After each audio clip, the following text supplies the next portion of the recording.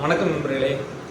இன்னைக்கு நம்ம பார்க்க போகிற வீடியோ வந்து பூ சசி என்று சொல்லக்கூடிய இயக்குனர் சசி அவர்களுடைய இயக்கத்தில் தமிழில் வெளியாகி சக்கை போட்டு கொண்டிருக்கக்கூடிய 100 சாமி என்கிற திரைப்படத்தை பற்றி, அதோட விமர்சனம், அது எப்படி வந்திருக்கு, சுவாசிகா வந்து அதில் எப்படி நடிச்சிருக்கிறாங்கிறத பற்றி தான் நம்ம பார்க்க போகிறோம். உண்மையிலேயே வந்து சின்ன வயதிலேயே கணவன் இறந்து போன 2 ஆண் குழந்தைகளை வைத்திருக்கக்கூடிய ஒற்றை பெண்மணியாக தன் குழந்தைகளை வளர்க்கக்கூடிய ஒரு பெண் எவ்வளவு கஷ்டப்படுவா அப்படிங்கிறது தான் வந்து 100 சாமி என்கக்கூடிய இந்த கதை. இயக்குனர் சசி அவர்கள் தொடர்ச்சியாக எப்போவுமே வந்து ஒரு சிறுகதையை போல, ஒரு நாவலை போல, ஒரு புத்தகத்தை போல வந்து ஒரு நல்ல கதையை வந்து அவ்வளோ அழகாக வார்த்தெடுக்கக்கூடிய ஒரு நல்ல கலைஞன் இயக்குனர் சசி. அவர் வந்து இந்த 100 சாமி திரைப்படத்தை அவ்வளோ அழகாக எடுத்திருக்கிறார் அப்படின்னு தான் சொல்லணும். 100 சாமி திரைப்படத்தினுடைய ஒரு ஒன் நாட் என்ன அப்படின்னு நீங்கள் கேட்டிங்கன்னா, சின்ன வயதில், அதாவது கல்யாணம் கட்டி போன கொஞ்ச காலத்திலேயே தன் கணவனை இழந்து விடுகிற ஒரு பெண் செல்வி. அவள் வந்து அவளுக்கு 2 பசங்க, 2 பையன்களை அவர்களை வந்து வளர்க்கிறது. பொதுவாக வந்து சின்ன வயசுலேயே கணவனை இழந்த ஒரு பெண் வந்து சமூகத்தில் எப்படியாப்பட்ட கிராமங்களில் என்ன மாதிரியான ஒரு சூழலை எதிர்கொள்வாள் அப்படிங்கிறத இந்த படத்தில் வந்து செல்வி என்கிற கதாபாத்திரத்தில் நடித்திருக்கக்கூடிய சுவாசிகா அவங்களுமே ரொம்பவே அதிகமாக அந்த கஷ்டத்தை அனுபவிக்கிறாங்க. ஊரில் பெருந்தலையாக காட்டக்கூடிய பஞ்சாயத்து ஹெட்டாக இருக்கக்கூடியவங்கலாம் வந்து உன் பசங்களை படிக்க வைக்கிறதுக்கு நான் எவ்வளோ காசு வேணாலும் தர்றேன், செல்வி நான் கொடுக்குற காசை வாங்கிக்க இருந்தா அப்படின்னு சொல்லி நைஸாக வந்து கதவை தட்டுறது, நைட்டில் அவள் தூங்கிட்டு இருக்கப்போ அவளை தூங்க விடாமல் பண்ணுறது, இப்படியான எவ்வளவோ விஷயங்கள், பணம் கொடுத்தவன், வட்டிக்கு விட்டவன், இப்படி எல்லா துயரங்களையும் கடந்து தான் அவள் தன் அந்த 2 குழந்தைகளை அன்பால் சமைக்கிறாள், உருவாக்குகிறாள். எந்த இடத்திலும் வந்து விட்டு கொடுக்காம. ஒரு காட்சி, அந்த பசங்களை வந்து சரி எங்கேயாவது பள்ளிக்கூடத்தில் வந்து ஒரு கான்வென்ட்டில் சேர்த்து விட்ருவோம், நம்ம தனியாவது ஏதாவது வந்து ஒரு செங்கல் சொல்லைக்கு வேலைக்கு போயாவது நம்ம பிழைச்சிக்கலாம் அப்படின்னு நம்ம நினைக்கல. அந்த பயல்களை வந்து பஸ்ஸில் ஏற்றி விட்டுட்டு அந்த பஸ்ஸு போயிடும், அவனுங்க அவ்வளோ அடம் முடிச்சு பஸ்ஸில் போயிடும் கொஞ்சம் தூரம், இவன் வந்து திரும்பி நிற்பா, பஸ்ஸு நின்றுடும், மறுபடியும் இறங்கி விடியாருவானுங்க. அந்த இடத்துல வந்து சுவாசிகாவோட நடிப்பு வந்து கண்ணுங்களான்னு சொல்லி ஓடுற இடம் வந்து அவ்வளோ அட்டகாசமாக இருக்கும். நமக்கே வந்து கண்ணு தாரதாரையாக வர்ற அளவுக்கு ஒரு வித்தியாசமான காட்சி இது. அது மாதிரி நிறைய காட்சிகளை வந்து இந்த 100 சாமி படத்தில் நம்மளால் சொல்ல முடியும். பசங்க வளர்கிறாங்க.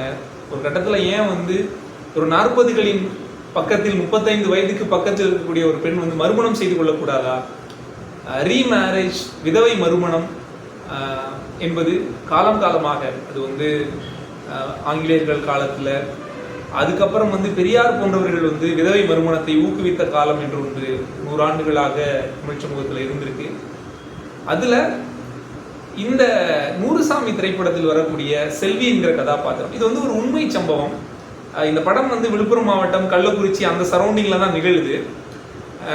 அவ்வளோ ஈஸியாலாம் வந்து நம்ம ஊர்களில் வந்து ஒரு 35 வயதை கடந்த ஒரு பெண் வந்து குழந்தையானதுக்கு பிறகு வந்து புருஷன் செத்து போன உடனே ஒரு ரீமேரேஜை, விதவை மறுமணத்தை அவ்வளவு எளிதாகவெல்லாம் அவர்கள் இன்றைக்கும் இந்த 2026லுமே அங்கீகரிக்கக்கூடிய ஒரு இடத்தை நம்ம அடையலை அப்படின்னு தான் சொல்லணும். அந்த மாதிரி ஒரு சூழலில் இந்த படம் வந்து விதவை மறுமணம் ஏன் தேவை ஒரு பெண்ணுக்கு, அவள் தனிமைக்கு, அல்லது அவளுடைய ஒரு துணை வாழ்க்கையில் அவள் பின்னால் வந்து சாகிற வரைக்குமே அவள் வந்து துணை இல்லாமல் தான் இருக்கணுமா அப்படிங்கிற ஒரு கேள்வி நமக்கு எழுப்புகிறது. 2 பசங்க, அவனுங்க காலேஜ் போகிறானுங்க, அவனுங்க 2 பேரும் வந்து லவ் பண்ணுறானுங்க.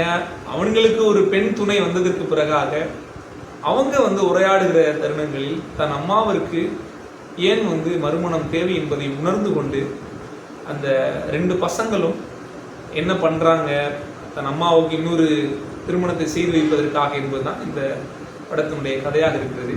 இதில் குறிப்பாக வந்து விஜய் ஆண்டனி வந்து இன்டர்வல் பிரேக்குக்கு அப்புறம் தான் ஒரு கெஸ்ட் ரோல் மாதிரி தான் வர்றாரு. அந்த பொதுவாக வந்து நம்ம பெண் பார்க்க போகும் படலம் அதெல்லாம் வந்து ஒரு இயல்பாக நம்ம திருமணம் செய்து கொள்கிறவர்களுக்குள்ள உண்டு. ஆனால் ஏற்கனவே கல்யாணம் ஆகி 2 பசங்க, அவங்க காலேஜ் போகிறாங்க, அவங்களுக்கு கல்யாணம் பண்ணக்கூடிய சூழலில் ஒரு பெண் வந்து தனக்கான மாப்பிள்ளையை பார்க்க போகிறார். அந்த இடத்துல அவர் ஆக்கி வச்சிருக்கக்கூடிய அந்த சோத்தை, அந்த மீன் குழம்ப இவ எடுத்து அந்த கரண்டியில் போட்டு அப்படி பார்க்கணுன்ற அந்த சூழல்ல அந்த பையனை பார்க்குறா. அவருக்கு 40 கடந்த வயது. அவர் தன் மனைவி இழந்திருக்கிறார். அவருக்கு ஒரு மகள், அவள் கட்டி கொடுத்தாச்சு. அவர் அவர் பெரியம்மாவை, வயதான பெரியம்மாவை அவரே குளிப்பாட்டி கை கால் விளங்காதவங்கள அவங்கள பார்த்துக்கிட்டு இருக்காரு. இங்கிட்டு தன் குடும்பத்தை கரை சேர்த்து தனக்கென்று ஒரு பிரைவசி இருக்கும் தானே, தனக்கென்று ஒரு அகம் இருக்கும் தானே, அதை நாம் ஏன் வாழக்கூடாது என்கிற ஒரு உள்ள கிடக்கையோடு நகரக்கூடிய சுவாசிகா. அந்த விஜய் ஆண்டனி கேரக்டரில் அவர் அந்த பெயர் எனக்கு நினைவில்லை. ஸோ அப்படியாக விஜய் ஆண்டனி சுவாசிகா 2 பேரும் சந்திக்கிற அந்த தருணத்தில் அவங்க பார்த்துட்டு வண்டியில் கொண்டு தள்ளிக்கிட்டே வர்றப்ப ஒரு ஐஸ் குச்சி வாங்கி சாப்பிடுவாங்க. அப்போ அவன் பேசுகிற அந்த உரையாடல், அந்த பெண், அவர்களுக்கு இடையில் 2 பேருக்கு கூடிய சந்திப்பு, அதான். அப்போ சுவாசிகா செல்வி கேரக்டர் சொல்லுவாங்க, நீங்கள் எவ்வளோ நல்லவராக இருக்கீங்கல்ல, இருந்தால் உங்களை மாதிரி இருக்கணும்னு தோணுது அப்படின்னு. அதுக்கு விஜய் ஆண்டனி சொல்லுவார், நான் உங்கள் கூடவே இருக்கணும்னு தோணுது அப்படின்னு. நிறைய திரைப்படங்களில், சிறுகதைகளில் நாம் ஒரு காதல் காட்சியை, ஒரு லவ் ப்ரப்போசிங் மொமெண்ட்டை நம்ம எவ்வளோ பார்த்துருப்போம். ஆனால் ஒரு 40களை கடந்த 2 பேர் சந்திச்சுக்கிட்டு மறுமணத்திற்காக பேசிக்கொள்கிற ஒரு தருணத்தில் இருந்தால் உங்களை மாதிரி இருக்கணும் என்று சொல்வதும், ஏன் உங்களோடையே நான் இருக்கலான்னு தோணுது என்று சொல்வதும் அவ்வளோ அழகான ஒரு காதலின் தருணம். அவர்களுக்காக ஒரு பாட்டு இந்த படத்தில் வச்சுருக்கிறாங்க. அந்த காதல் பாட்டு அதுவுமே ரொம்ப நல்லா இருக்கும். அதற்கு பிறகு 43 வயதில் இன்னொரு வீட்டுக்கு அவள் கல்யாணம் கட்டி போகிறாள். இத்தனை காலமாக இந்த பசங்களுக்கு சோற ஆக்கி போட்டு வளர்த்த இந்த வீட்டை விட்டு போகிறாள். தனியாக புலம்பி கொண்டிருந்த அந்த ஃபேனை விட்டு போகிறாங்க.